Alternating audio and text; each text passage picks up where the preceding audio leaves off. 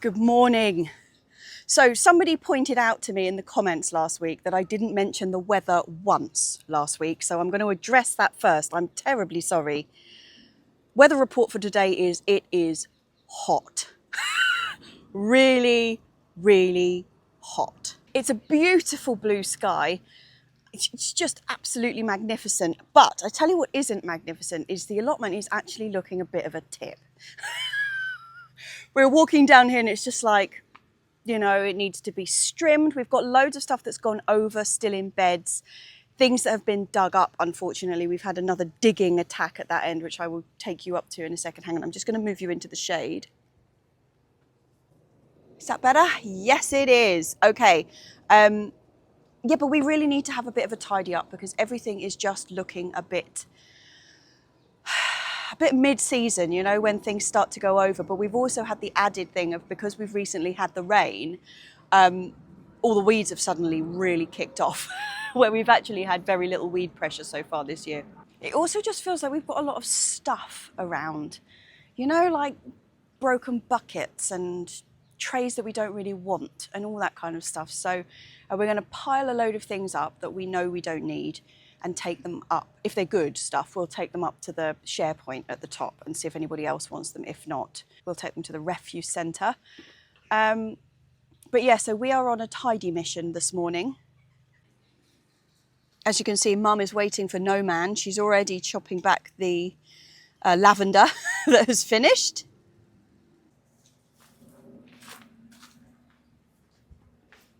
But I mean, do you see what I mean about stuff? Like, we've just got stuff. It's not necessarily not useful. It's just everywhere.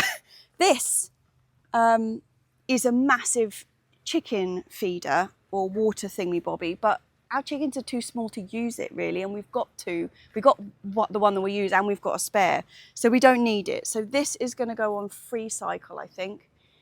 Yeah, because it's perfectly good. I mean, we've used it about 3 times. It's when we had really big chickens, which we didn't have for very long. So that is going on free cycle. These polystyrene boxes are really, really useful for winter growing. We got some great carrots out of them last year, so I definitely want to hold on to them.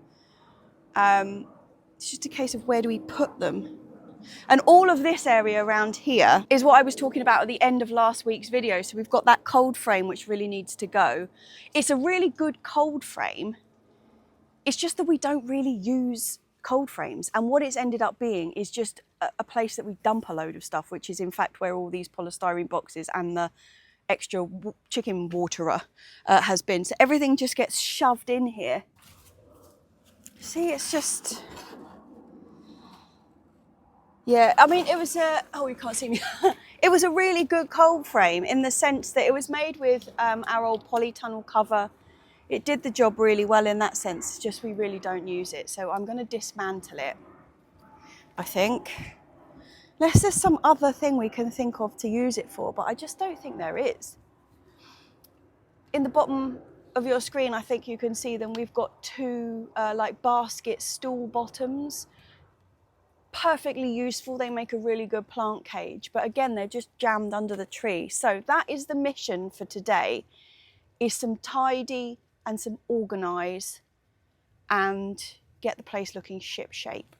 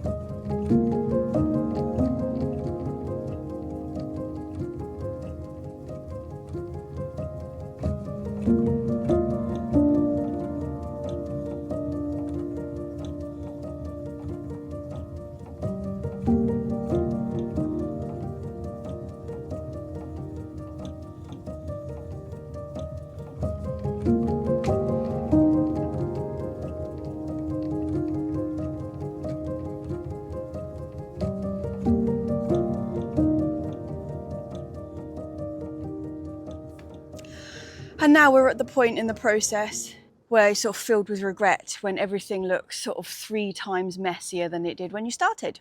But we've got that we've got that bit back there cleared, and I've just got to do a bit of a rake out and get everything back in order, and then we've got to decide where exactly we're going to put this landing pad for the compost and stuff. I'm going to extend the seed potting bench that's at the side of the allotment anyway, so we're thinking about maybe putting it somewhere in there, and then joining the 2 up, so we've got basically a solid fence all the way across the back, or solid fence / potting bench scenario. Just cutting a little bit more off the bottom of the mulberry tree, because if we're going to be using this area a bit more, we need better access. Because this is a hairy monster of a tree. So we're focusing on this backspace as like the initial clearance zone, because there's actually a huge amount of space behind here. It's like the same width again of the greenhouse.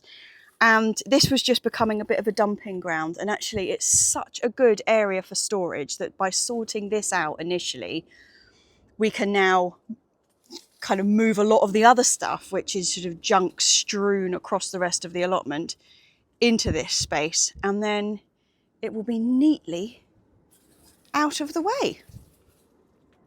So Mum has managed to put most of that wood back into storage. This is the stuff which is just really not worth keeping. It is all rotted all the way through with no kind of structural integrity whatsoever. So that is all going, or by going, I mean it's probably going to be burnt as part of a barbecue. Because we're not allowed to have bonfires, but we are allowed to have barbecues. So sometimes the barbecues get a little bit feisty.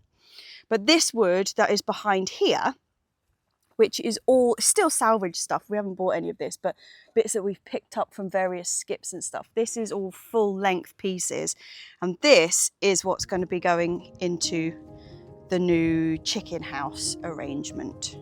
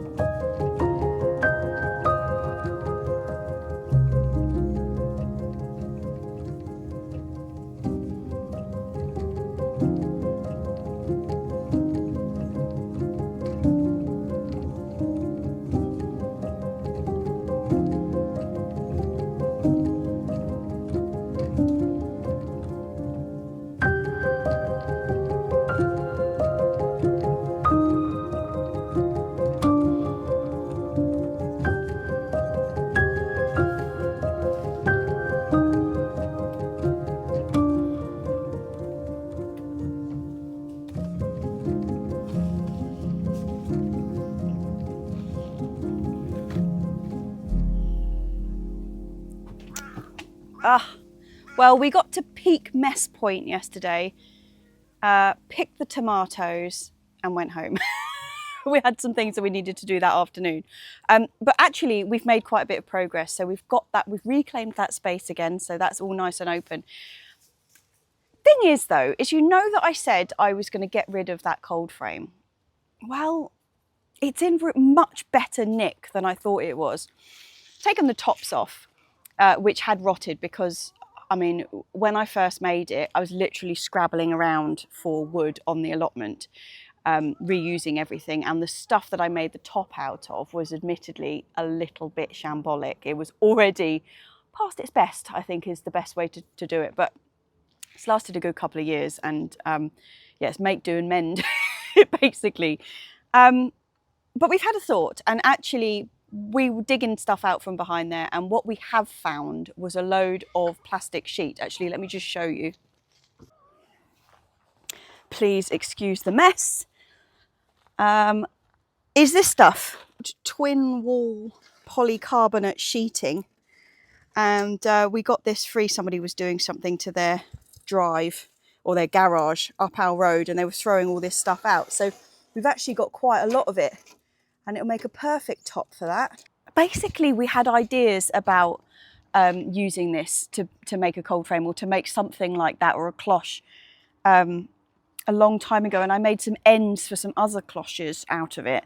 But what we're thinking is we'll just put it along here and use these as the lid, because actually this is where it was designed to go, was along this edge. Two issues with that. Firstly, it comes up to this sort of height, and so what it was doing was shading the pots or the things that we had growing in there. But actually now we're using the quad grows, they're raised up just that much that it will fit without shading anything out. Also, when you had the lid up, it shaded even more of in there because the lid came up to about here. So that was totally useless, which is why we ended up moving it around there. It's been in a number of places actually, but why it ended up around there. But now with the combination of the quad grows and the fact that we're not going to have a flip up lid, they're just going to be plastic placed on top, I think it's going to come back to this spot. So that is one good thing that came out of the bit of tidy. Also, all this wood, most of this is going to go into rebuilding the chicken house, because as I said, that is a major thing we need to do.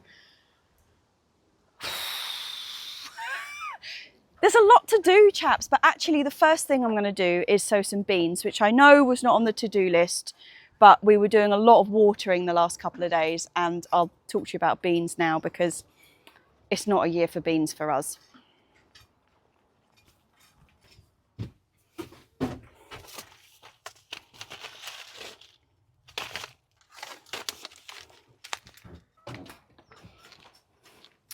Yeah, the beans have not been the best this year. It's just been so dry. So as you know, we are a beans up arches kind of family.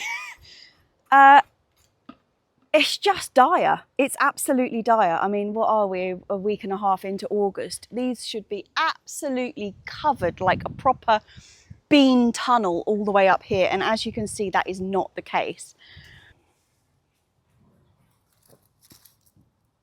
I mean, with beans, it's often the case that if they get a grip, you know, if they really hold on to something, they do shoot up, and it can help. And you can see we've got one or two of these Cosy Violette have gripped on, and they're actually doing something. And we've got more flowers coming, which is really positive. In fact, these have all sort of started coming since we had that major water.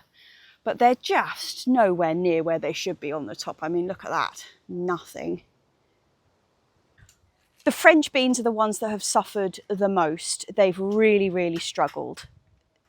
I've got 3 varieties of French bean growing, a yellow one, a purple one, and a green one. I think it's Sunshine Cobra and Cosy Violette. So we've got half and half on this one. We didn't actually end up planting anything in this arch because I've got the Malabar spinach to grow up, but it's been a bit slow. This is Cobra, and actually Cobra is previously has been the most reliable French bean for me, and we've got two plants that have actually really taken off in this corner, but all the rest of them are like piddly and producing really coarse beans because it's just too hot and dry for them. What has been really successful though is the Bellottis on this side. They've just absolutely taken to it. But the reason that this side is more successful than this side is because we've been watering this side a lot more intensely because we planted stuff just on the other side of it. So although we haven't been watering any of these beans anywhere near as much as they really needed, these have got slightly more. this is the arch that has got the runner beans up. Oh, grabbing my hori, violent runner beans. Again, super dry. I know we should be watering them, and we do water them, but there is really only so much you can water, and it's just been that dry. Last year we had the best year for beans ever. We were just inundated. We were giving them away in kilo bundles. You know, we had that many. French, runner. Oh God, we had another set of beans as well. The snake beans, the really long ones. Anyway, we had so many beans, I can't even tell you. This year, all of the runner beans are producing their seed too early, so they're bulking up rather than being lovely, long, slender, tender beans. And they've got a red stripe down the side, which are both signs of basically heat stress. So what we did the other day is we stripped all the beans off this, everything that was coming, and we've just basically started again and given them such a good soak, and we're just going to really try and keep up with the watering basically. So now we have a whole new load coming.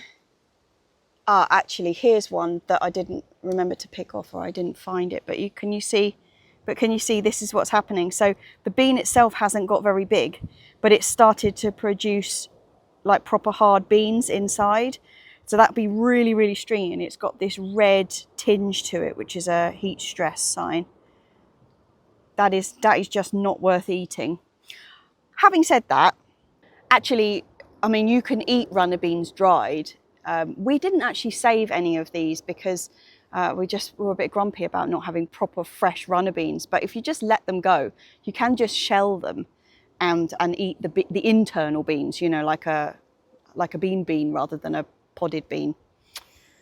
We've got another 2 weeks of incredible heat coming. It's going to be like 35. But seems we're really sort of, I think we've accepted the fact that it's a watering issue rather than anything else. I'm actually going to direct sow beans straight in the bottom of these, of the same variety that's already there. Just try and bolster them. So the runner bean that I've got is Firestorm. First year I've grown it, and that's one of the things we were like, oh, maybe it's just not a very good variety, and they're all a bit gnarly, but actually it's definitely a heat problem. Look at this poor chap. I mean, disaster. So I'm just going to plant these straight in. I mean, the seed packet does say that you can sow them outside up until August. So I'm quite optimistic about this. I'm just sowing in the gaps where the plants have failed. I have never sown runner beans this late, but I have sown French beans this late. A couple of years ago, we had a real crappy year for beans in terms of slug damage. Every time they were just trying to germinate, you know, they were really, really struggling to get past the slugs. And I sowed some super late ones, and actually they came up brilliantly. And although the first set did eventually get past the slugs, they came up, and then the second set, so they had like a prolonged, like, what do you call it? I can't even remember now, succession sowed beans, and we got a really, really nice long season. So yeah, I'm optimistic about this. Right, let me just do the other side. This side is looking an awful lot better. Might just put a couple in here. Not quite so many as on the other side.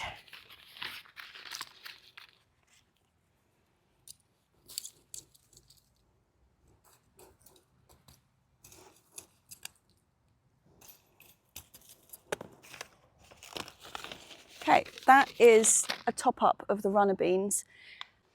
I'm not going to do any extra ballottis because they're actually looking pretty good. Who's this? I want Cobra. Cobra is my favourite bean, as I said, in terms of French beans. I just love them. I love the way they grow because they can get really quite big, and they don't change their shape. They don't get seedy. They don't get stringy. I just think they're such a great bean. I've grown an awful lot of French beans in my time. And actually I only grow climbing French beans. Apart from I grew a couple of dwarf ones for the show this year. I don't grow them. I don't like the picking experience of dwarf French beans. I don't like the fact that they curl up a lot. The plants themselves are a lot more vulnerable to things like drought. And when that happens, you see it in the bean, like you get these really curved beans. Because the plants themselves are just so much smaller, they're just more vulnerable. And I'm just not a great fan. I don't like picking them either. They're all really sort of low down and you've got to ferret around for them. Whereas when they're on a beautiful big arch like this, you can just, you know, pick them and they hang down and it's all magnificent. It's like they're just waiting for you to pick them rather than you fighting to get them. Okay. That's enough of those. Come on, I've bigged you up now, Cobra. You better perform, come on. And then this arch that's closest to you is the Cosy Violette and the Sunshine, which is the purple and the yellow ones.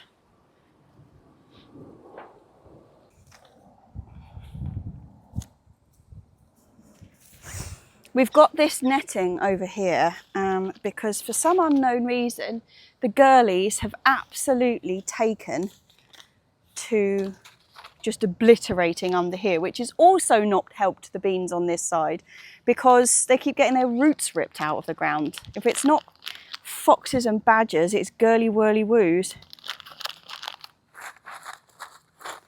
Right, let's get a load of these in.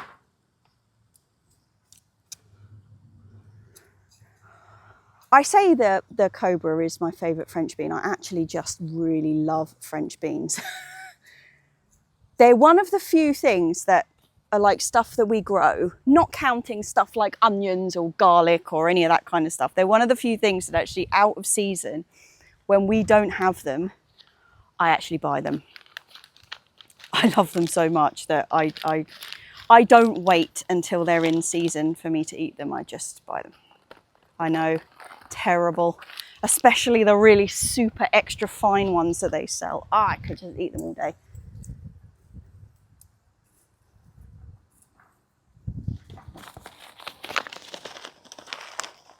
To be honest, all these beans are really lovely. The Cosy Violette's a beautiful little bean.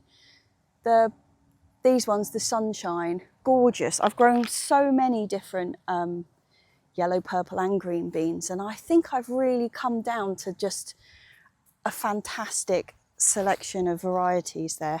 They're really, really great. That sounded sarcastic, it wasn't meant to be. Really great. It's nice to see actually that we gave these that really good water about 3-4 days ago, and it's actually still damp under there. So at least the water's sticking around when we do actually get a good dump on there.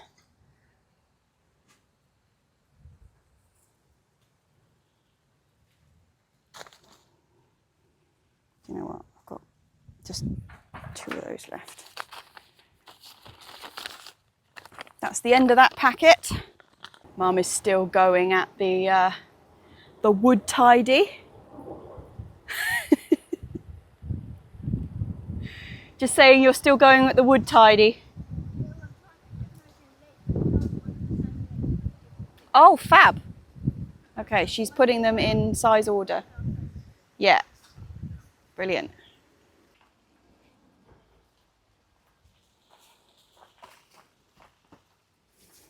Are you having a nice time, Violet? Are you having a nice time, Violet? Yeah, you get those wormies. Okay, there has been some advancement in the polytunnel. This isn't a polytunnel. In the greenhouse from last week when I said that basically nothing had come up.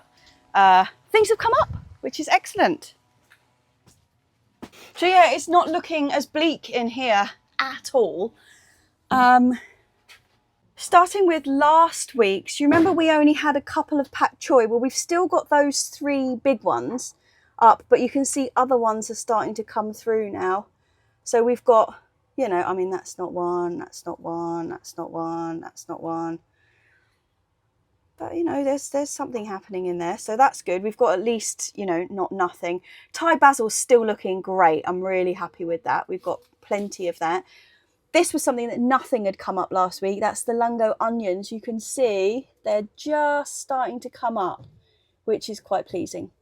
I don't think that is one actually, but the rest of these are, which is great. Obviously my agretti is still okay. We have more spinach. You remember last week we only had one of these chaps. We've now got, you know, a decent number of them, which is good. And I think there's still quite a few germinating. They were just a little bit slow. So we should have a good full row of those. Parsley, fab. Lilia spring onions, also really good. These are actually about to go out. I'm just about to plant them out, the lettuces at that end. That is all a variety called Outrageous. I'll show you the seed packet for it because they look amazing. I've also just got to stick these out somewhere. This is the Minutina. The one that we've got in the bed has actually gone to seed. It just got too hot for it. So this one is our replacement. And I'm going to put that in the bed with the brassicas, I think. But these are last week's sowings. Far end, that's the agretti. I wouldn't expect that to be up yet anyway, so I'm quite happy with that. But the dill is all up, which is a joy. The purslane is all up and hasn't been destroyed by a roving animal. The minestra, really, really chuffed because, you know, I said that I was a bit worried that it was old seed. That's brilliant. Spigarello, also up, excellent. Cavallonero was a bit slow, but that's coming good now. And look at the okra. Woo! So yeah, really quite pleased with that. Things are looking a lot better in here. I'm going to take that Outrageous lettuce up to that bed. And also I think I'll take the Minutina. I'll stick them both in the same bed. Yeah, let's get them out. It's hot in here. Right.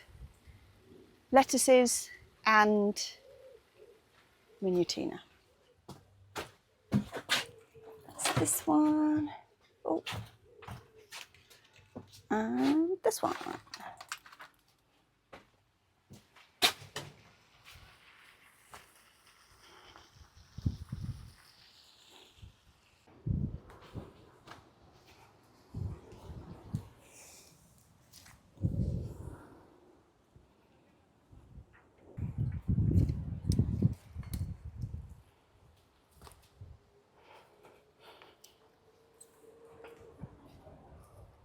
Yeah, this is a bed of Brussels sprouts and kalettes. I think I'll put a row of lettuces in there and these in here. I've got to remember not to just plant right the way across this gap here because actually the bar from the thing comes straight down. Luckily it's made an impression so I know where not to plant. Right, hurry, hurry. Hurry got. Actually, let me just show you this. This is the seed packet for the Outrageous lettuce. Terrible name. Amazing colour. If it looks anything like that, I will be a chuffed bunny rabbit. Bloody terrible name though, isn't it? Outrageous. It's not even red, it's purple. Okay, let's start with them then. So this is the line of the thingy body. How many do we actually have? Loads. 1, 2, 3, 4, 5, 6, 7, 8, 9. Oh God, masses of them. Let's hope we like them. Actually, I wonder how far it says. I've never grown this one before, so how far apart are you supposed to plant them? Holy smoke! Get this, boys and girls. In August of 2015, Outrageous lettuce became the first vegetable to be grown and eaten on the International Space Station. Well, I love it. I don't care what it tastes like. How fantastic. Oh, that's brilliant. Oh, they don't have a lot of space up on the space station, so I'm going to plant them quite close together. Oh no, I've got these stupid, crappy hoo-has again. Nobody likes a crappy hoo-ha. Yeah, I'm not pushing the soil up. Oh God, I'm going to have to reach right over there. Go on, power stance. just so this ground is really quite dry, if I leave a bit of a dip, it will hold the water long enough, you know, to actually sink down in there.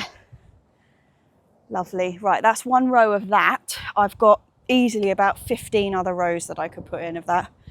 So maybe I'll do one row of these there, and I'll do another outrageous row here. I'm planting lettuces between these crops because these are real long crops. As you'll likely know, a lot of the brassicas are real in the ground for a really long time. And these Brussels sprouts, obviously, and the kaleets are on a similar time span to Brussels. So they're going to be in here for absolutely ages, which would mean that this would be a real waste of a bed for a long period of the year if we didn't use the gaps between. But we've had spring onions in here so far. And actually that lettuce, I'm not sure if you can see it, actually this one here, that is that one that was pelleted. Really strange lettuces. I'll bring the camera a bit closer in just a second once I've got this row in. They grow really flat. Like it's not a lettuce. Oh, that's very nice, been on its own. It's a really strange sort of growing formation. What have we got? 1, 2, 3. God, I love it when that works out. Oh yeah. Boom. Boom. Boom.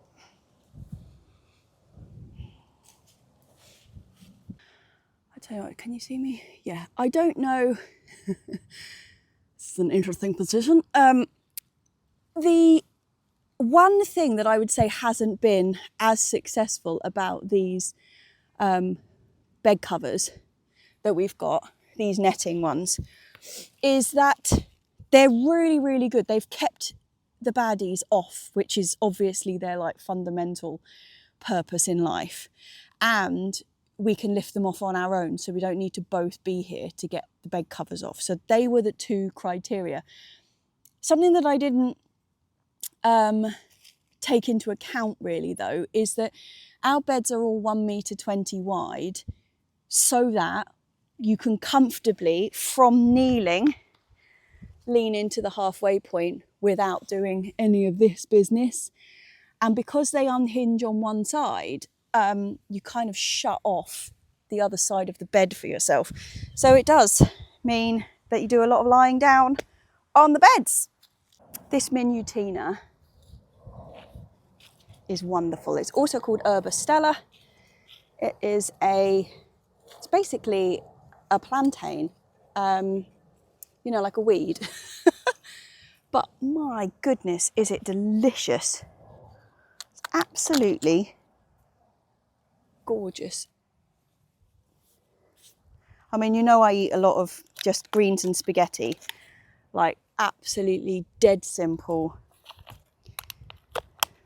Garlic, chili, whatever green we've got excess of, and just spaghetti tossed through it. Well, this is an absolute favourite for that. It's a beauty.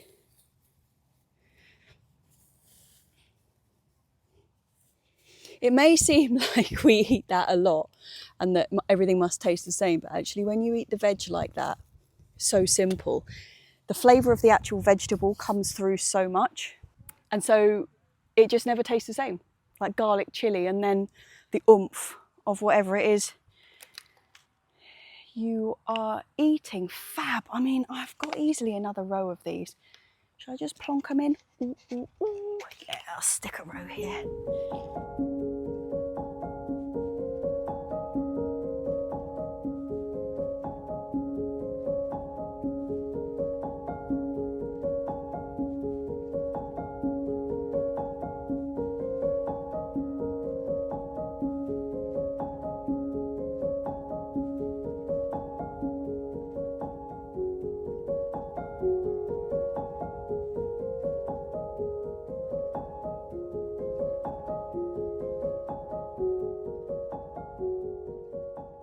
This is that lettuce, the hawk's head. I'm sorry, I'm filming through the netting actually because I've put the lid down. But Do you see what I mean about it being a strange, it's sort of like a rosette shape and really, really flat to the ground, like that. Odd, isn't it? I've got high hopes for its taste, though.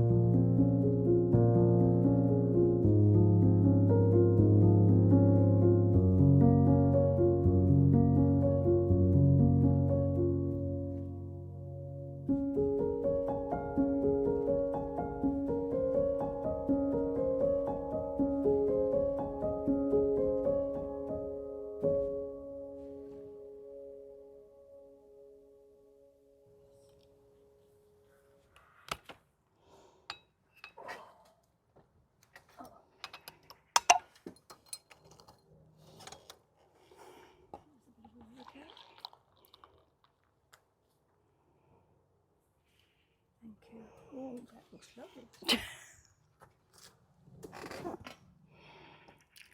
Smells nice too. There we go. Ah, do we look hot and sweaty? Blooming feel hot and sweaty. Wasn't really intending to go all guns with that at the end there, but you know. Anyway, cheers. Cheers, Mum. Very unsatisfactory sound of plastic on plastic.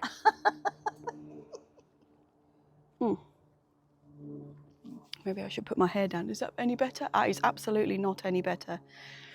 Never mind. We will go with it.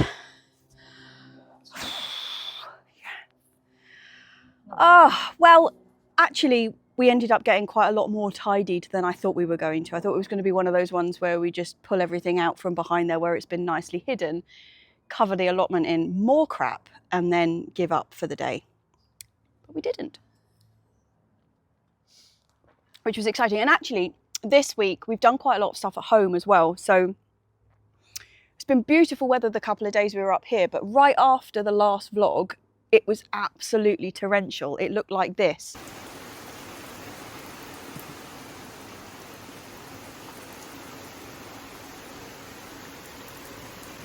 You looked out into the back garden and it was basically just a wall of water. But what's so weird about that is that it hasn't penetrated the soil. Like I was saying with the beans and everything, that it's just so dry. It's been raining, like you saw how heavy that was, but it hasn't gone in at all. It's like you go down an inch and the soil is just bone dry under there, which, you know, we just need more and consistent rain rather than just like a massive dump and then back to hot weather, really. But I'm not complaining about the hot weather. Oh, and there's a fly on my head. That's very attractive. That's how sweaty I am. I'm attracting the flies. Actually, I think it's a wasp, even better. But yeah, so we also got some stuff done in the front garden. You know, I said we had some bits and pieces that we wanted to do there. Nothing major. It was just we needed a bit of edging because we've had that gravel in the front garden for a really, really long time. And obviously there's no edge to it. So it just goes across the path constantly. So we just wanted something to just keep it in a little bit. And then we've changed the front quite a lot in the sense that it has been a bit of a gravel garden with loads of stuff just self-seeded in it. But it was becoming a problem because I don't like people walking on the stuff that is self-seeded, and the bins are on the other side. And every time somebody walked across it and trod all my flowers down, I wasn't that pleased about it. So I have given in, and we've now crowded all the flowers into the middle section with a border so that I am kept inside that rim. I'm not allowed to plant anything outside of that. So what we also, oh, you're bouncing all over the place, just moved you, sorry. We also got the tank finally home from the one that we had at Hampton, which is very exciting. So that is going to be in the back garden. It is going to be in this spot that I've got it here now, but obviously quite a lot of other things have to be done to it, and it's got to be levelled because at the moment it's like right on the skew. And then we've got to sort out a load of stuff along the edge thing that I mentioned last week. So yeah, but we got it there, which was a challenge.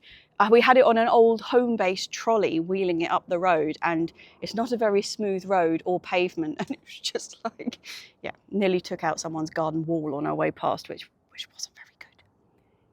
But yeah, overall, I think actually this was quite a successful week. Before we leave this evening, though, we've got more tomatoes to pick because that is the way of things at the moment. It's just constant tomato picking. Hopefully those beans are going to come up and we'll have a more successful bean year for like the second half of the summer than the first. And yeah, I think that's about us done for today, chaps. This is a very well-deserved beer. So yeah, as always, it's an enormous thank you to my patrons, who are the people whose names you see at the end of the video. Oh, they're the ones who keep this going. And thank you to everybody else who's watching. Yeah, it's a whopping great cheers, and I'll see you again next week. We've got more magical weather coming next week, so it's just going to be a lot of like sweaty and yeah, sweaty and watering. Sweaty, watering, tomato picking. That's where we are. Anyway, cheers. And from Mum. Cheers, chaps.